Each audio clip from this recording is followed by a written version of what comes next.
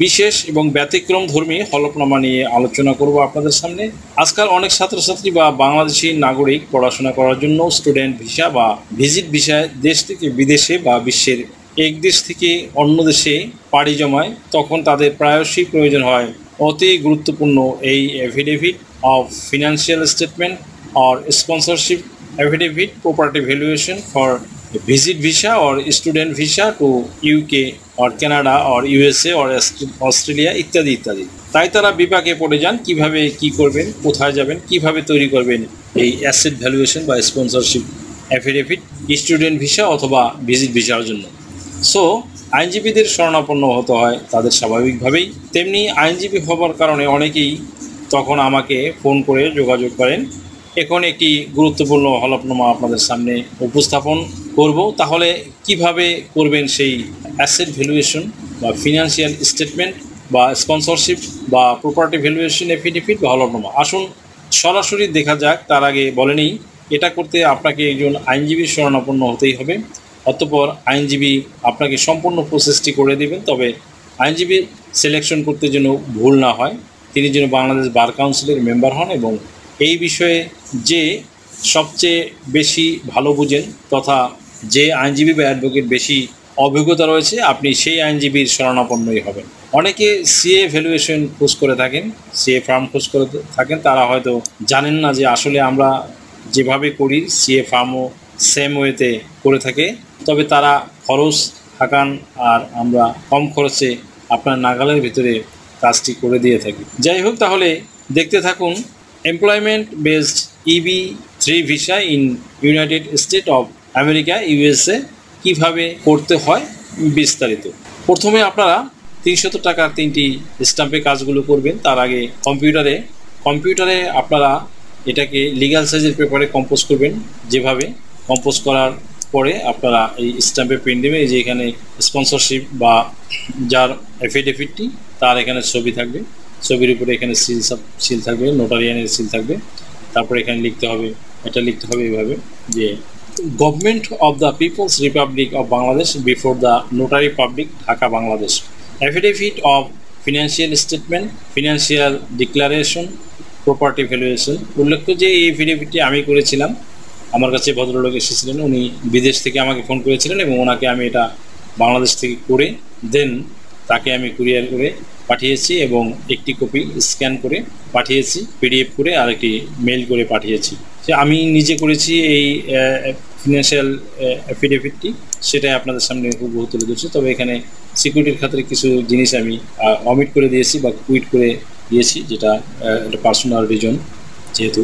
So যেভাবে করবেন এইভাবে লিখে তারপরে এখানে লিখবেন আই হলো এফিডেভিটকারীর নাম লিখবেন, সন অফ লিখবেন, তারপরে তার পিতামাতার নাম দেবেন, তারপরে ডেট অফ বার্থ দেবেন, প্রেজেন্ট এবং পার্মানেন্ট অ্যাড্রেস দেবেন এখানে। দেন এখানে আপনি লিখবেন যে এসব লেখার পরে ডিস্ট্রিক্ট লেখার পরে ঠিকানা লেখার পরে বাংলাদেশ ডু হেয়ার বাই solemnly affirm and declared as follows। তারপরে 1 নম্বর লিখবেন that I am permanent resident and citizen of Bangladesh by birth.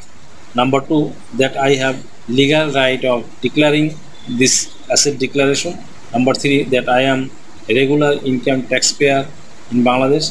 Number 4, that I am financially sound and solvent enough and I have strong family, social and economic ties in the country. Number 5, that I am financially sound and solvent enough and assured to meet and provide all expenditure to be incurred for the purpose of my employment-based EB-3 visa in United States of America USA from my wealth and assets as follows।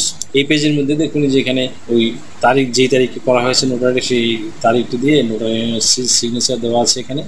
Then content page 2, আমরা পরবর্তী page number 2-তে চলে যাব। Page number 2-তে এখানে আমি দেখিয়েছি ওনার asset ছিল 1 নম্বরে, that my fixed asset or yearly income statement is as follows।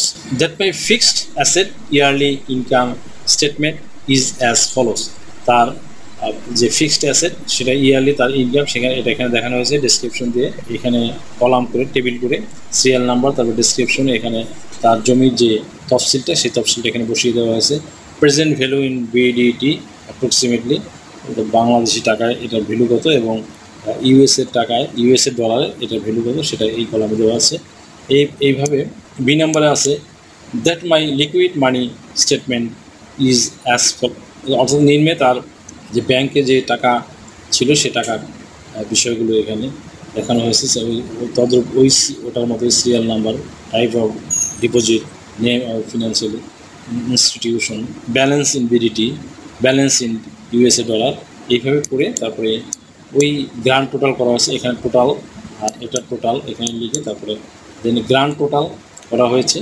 Grand টোটালকে করে তারপরে এটাকে বাংলা অ্যামাউন্টটাকে ইংরেজি ইউএসএ ডলারে কনভার্ট করা হয়েছে। দেন এরপরে নাম্বার 6 আছে that all the documents can be provided and submitted if required with thanks. Number 7 that the value of asset properties is calculated based on the present market rate of the locality. তারপর content page 3 নম্বর পেজে এখানে লেখা হয়েছিল যে page number 3-তে এখানে এই যে নোটারিয়ানের যে লাল যে সিলটা, সেই সিলটা এখানে দেখে নেবে যে ঠিক মতো দেওয়া আছে কিনা। Number 8 that I do hereby undertake that immediately after completion of my employment-based EB3 visa in United States of America USA, I must return to our native land Bangladesh without any delay with my own arrangement and costs.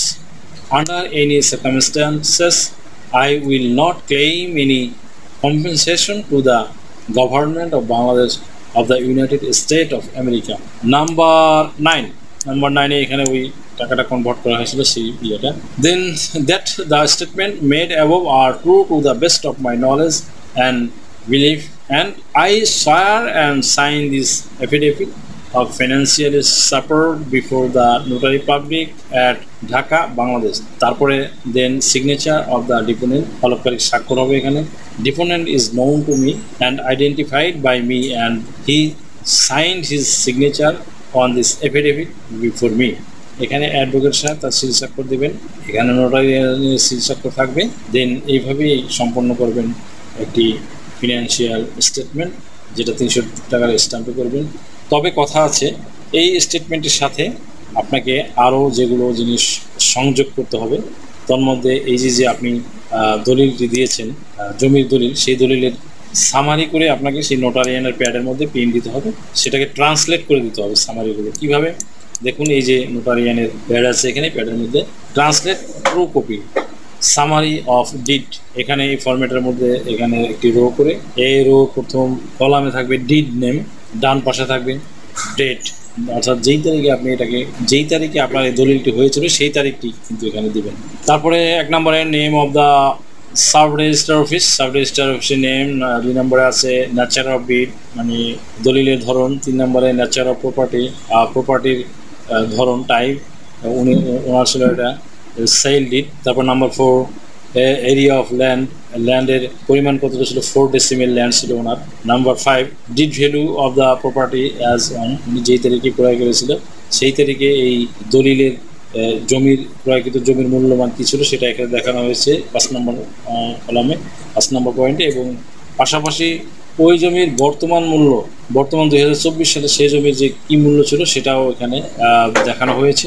এরপরে number 6-এ থাকবে name and address of did receiver, that means দলিল গ্রহীতার বা হলফনামার এখানে নাম, তারপরে পিতামাতার নাম, তার ঠিকানা, স্থায়ী ঠিকানা, বর্তমান ঠিকানা ইত্যাদি থাকবে।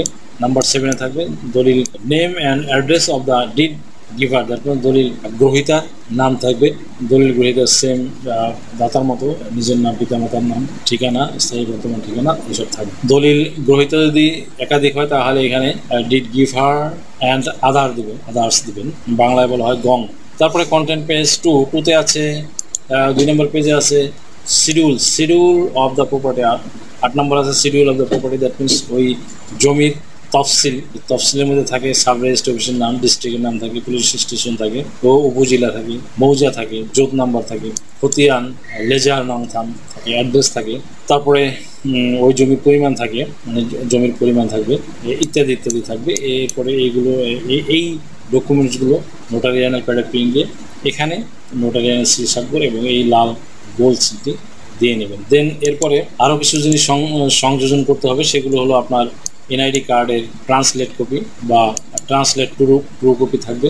এনআইডি কার্ড বা স্মার্ট কার্ডের এখানে ফ্রন্ট পেজে যা যা থাকে সেগুলো এখানে আপনি ট্রান্সলেট করে, যেহেতু বাংলায় থাকে আমাদের দেশীয় এনআইডি কার্ডগুলো, সেহেতু আপনি এখানে ইংরেজিতে কনভার্ট করে নেবেন, যেহেতু বিদেশে বাংলা জন্য দুই ব্যাক সাইড এবং ফ্রন্ট সাইড দুটোই বাংলা অনুবাদ করে নেবেন। এটাও নোটারিয়ানের প্যাডে প্রিন্ট দিয়ে নোটারিয়ানের সিগনেচার দিয়ে নেবেন এবং পাশাপাশি আপনার বাংলায় লিখে যে এনআইডি কার্ডটি সেটিও নোটারিয়ান দিলে এখানে স্বাক্ষর দিয়ে নেবেন। তারপরে আপনার পাসপোর্ট যেটি সেটিও এখানে, এই পাসপোর্ট যেহেতু ইংরেজিতে থাকে এটা ট্রান্সলেট করার দরকার নেই, এটাও নোটারি করে দেবেন এবং সাথে আপনার দলিল দস্তাবেজের যেই দাতা গ্রহীতার যে পেজটি এবং তফসিলের পেজটি নোটারি করে সাথে সংযুক্ত করে দিতে পারেন।